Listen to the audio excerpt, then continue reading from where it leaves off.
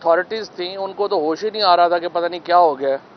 अगर आपने इतना डर के हुकूमतें करनी है तो फिर क्या हुकूमतें होनी है, फिर वैसी हुकूमतें हो रही हैं जैसे कि आपके सामने है। पॉलिटिकल नैरेटिव आपका है कोई नहीं। कभी कह देते हैं इमरान खान को जनाब इसमें कोर्ट में दे दें, कर लेंगे, वो कर लेंगे। इस तरह थोड़े मुल्क चलते हैं। मिलिट्री कोर्ट में सजा इमरान खान को आप दे देंगे, उससे इमरान खान की क्या पॉलिटिक्स के ऊपर क्या फ़र्क पड़ेगा।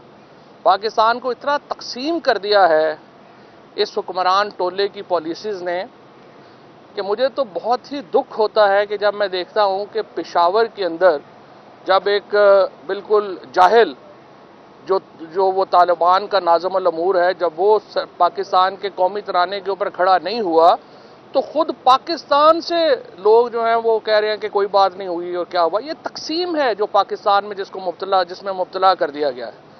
वगरना जिन मुल्कों की कौमें ज़िंदा होती हैं वहाँ पे उनका कौमी तराना, उनका कौमी परचम उन मुल्कों की निशान होता है। ये जो जहालत है इसको भी डिफेंड करने वाले आपको पाकिस्तान में मिल रहे हैं, तो इससे आप अंदाज़ा लगा लें कि पाकिस्तान में तकसीम कितनी है, जहालत भी कितनी है। इल्म का मुकाबला जो है वो इस तरह नहीं होता।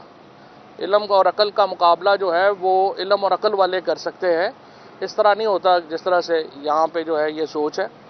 जिस तरह से इस हुकूमत की तमाम तर जो पॉलिसीज़ हैं वो सिर्फ क्वारिजन के ऊपर बेस है, बर्बरियत और फस्तायत के ऊपर बेस है। फलाने को उठा लो, उसको गायब कर दो, उसके ऊपर तशद्दुद कर दो, ये कर लो, वो कर लो। ये जो सारी पॉलिसीज़ हैं, मुल्क इस तरह नहीं चला करते। इनसे पाकिस्तान के अंदर तकसीम पैदा हो रही है, पाकिस्तान के अंदर एक इंस्टेबिलिटी पैदा हो रही है, पाकिस्तान के अंदर सियासत नॉर्मल नहीं हो रही। हुक्मरानों का तो काम होता है कि सियासत नॉर्मल करें, मुल्क को नॉर्मल करें ताकि इकनॉमिक एक्टिविटी हो, लोग अपने कामों में लगे। यहाँ उल्टा काम है, यहाँ रोज़ाना ये जाके किसी को टक्कर मार देते हैं।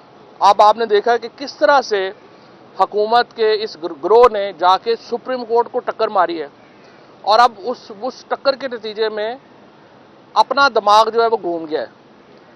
कभी रात को बिलावल भुट्टो साहब जो विक्ट्री के निशान बना के निकल रहे थे, अब कहते हैं हमारा तो उन तरामीम से कोई ताल्लुक ही नहीं, मैंने तो देखी ही नहीं हुई थी, मैं तो मजबूर हूँ, मैं तो फलां हूँ। और जो हमारे हैं वो कहते हैं हमारे पास तो आया ही नहीं था, काला लिफाफा को रात को पकड़ा गया था, वो हमने आगे कर दिया, हमने तो देखा भी नहीं। खुफिया तरीके से कभी किसी दुनिया के मुल्क में, ये भी पाकिस्तान में ही मिसाल कायम हुई है कि कह रहे हैं कि आईनी तरमीम आप पास कर दें लेकिन वो पढ़नी किसी ने नहीं है। आप अंदाज़ा लगाएं जहालत का कि पाकिस्तान के आइन का बुनियादी स्ट्रक्चर तब्दील किया जा रहा है और कह रहे हैं पढ़ना किसी ने नहीं है। भाई इस तरह थोड़ी होता है दुनिया में। आप ये जो जमहूरियत है, ये जो तमाशा जमहूरियत का बना है, ये जो इलेक्शंस, ये 800 साल 900 साल जो इसको लगे हैं बनने में, करने में, ये इसलिए बना है, ये इसलिए हुआ है कि इसके इलेक्शन होंगे, इलेक्शन में जो मेजॉरिटी होगी वो हुकूमत बनाएगी। यहाँ 18 सीटों वाले को प्राइम मिनिस्टर बना दिया और सारी खराबियां जो हैं वो इलेक्शन के नतीजा ना मानने की वजह से पैदा हुई हैं। अब जिस तरह हमारे एक दोस्त मतीउल्लाह जान ने कल कहा कि नवाज शरीफ साहब को असल में लास्टक वाला पजामा पहना दिया उन्होंने लाहौर से जता के, उनको लगता है जो ही तहकीकात होंगी तो मेरा पजामा उतर जाएगा, इसलिए वो लाहौर से चल के आए यहाँ पे वोट देने। नवाज शरीफ जैसा जिसका 50 साल की पॉलिटिक्स है, उन्होंने आप अंदाज़ा लगाएं कि गाड़ी में रात को बैठे और यहाँ पे वोट देने आगे, पता नहीं किसको वोट दे रहे हैं। सो आप आज लॉयर्स का कन्वेंशन है, हम उसकी पूरी हमायत का ऐलान करते हैं इंशाल्लाह ताला। पूरा पाकिस्तान इन वकीलों के पीछे अब खड़ा है, पूरा पाकिस्तान अपनी सुप्रीम कोर्ट के पीछे खड़ा है और इंशाल्लाह ताला पाकिस्तान के आइन के ऊपर अमल होगा।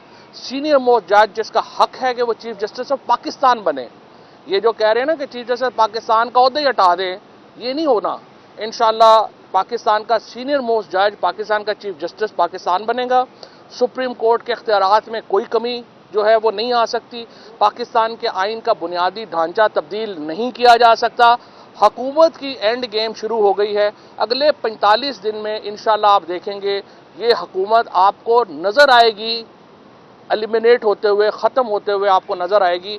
ये रेत की दीवार अब बन चुके हैं, आखिरी धक्का इनको चाहिए और वो आखिरी धक्का इनको, उसका आगाज़ हो गया है। आज लॉयर्स से आगाज़ हो गया है। अगले 45 दिन में इंशाल्लाह जो भी नतीजा है वो हमारे सामने होगा। Thank you. से सर कब तक रिलीफ होगा वो देख सकते हैं, और आईनी तरमीम का जो मेन कॉज और मेन थीम है, या रियासत की वेलफेयर को देख रहे हैं या फिर इनके कुछ जाती मकासद है जो कि अचीव। आईनी तरमीम का सिर्फ एक ही मकसद है और वो मकसद ये है कि मुल्क में नया पीसीओ लगाया जाए। ये आईनी तरमीम नहीं है, ये मुल्क में पीसीओ है जो लगाना चाहते हैं। इसके ज़रिए नापसंदीदा जजों को बाहर निकालना चाहते हैं और पसंदीदा जजों को इन करना चाहते हैं। सिंपल सा इनका फार्मूला है। जो परवेज़ मुशर्रफ साहब ने इफ्तिखार चौधरी के साथ किया था वो ये पार्लियामेंट के ज़रिए करना चाह रहे हैं, और तो इसका कोई मकसद नहीं। अथॉरिटीज़ थी, उनको तो होश ही नहीं आ रहा था कि पता नहीं क्या हो गया। अगर आपने इतना डर के हुकूमतें करनी है तो फिर क्या हुकूमतें होनी है, फिर वैसी हुकूमतें हो रही हैं जैसे कि आपके सामने है। पॉलिटिकल नैरेटिव आपका है कोई नहीं। कभी कह देते हैं इमरान खान को जनाब इसमें कोर्ट में दे दें, कर लेंगे, वो कर लेंगे। इस तरह थोड़े मुल्क चलते हैं। मिलिट्री कोर्ट में सजा इमरान खान को आप दे देंगे, उससे इमरान खान की क्या पॉलिटिक्स के ऊपर क्या फ़र्क पड़ेगा।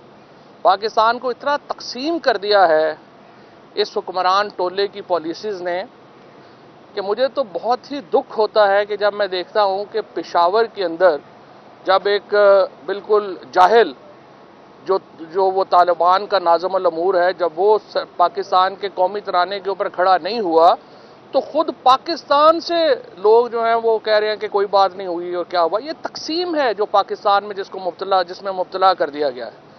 वगरना जिन मुल्कों की कौमें ज़िंदा होती हैं वहाँ पे उनका कौमी तराना, उनका कौमी परचम उन मुल्कों की निशान होता है। ये जो जहालत है इसको भी डिफेंड करने वाले आपको पाकिस्तान में मिल रहे हैं, तो इससे आप अंदाज़ा लगा लें कि पाकिस्तान में तकसीम कितनी है, जहालत भी कितनी है। इल्म का मुकाबला जो है वो इस तरह नहीं होता। इल्म और अकल का मुकाबला जो है वो इल्म और अकल वाले कर सकते हैं, इस तरह नहीं होता जिस तरह से यहाँ पे जो है ये सोच है। जिस तरह से इस हुकूमत की तमाम तर जो पॉलिसीज़ हैं वो सिर्फ क्वारिजन के ऊपर बेस है, बर्बरियत और फस्तायत के ऊपर बेस है। फलाने को उठा लो, उसको गायब कर दो, उसके ऊपर तशद्दुद कर दो, ये कर लो, वो कर लो। ये जो सारी पॉलिसीज़ हैं, मुल्क इस तरह नहीं चला करते।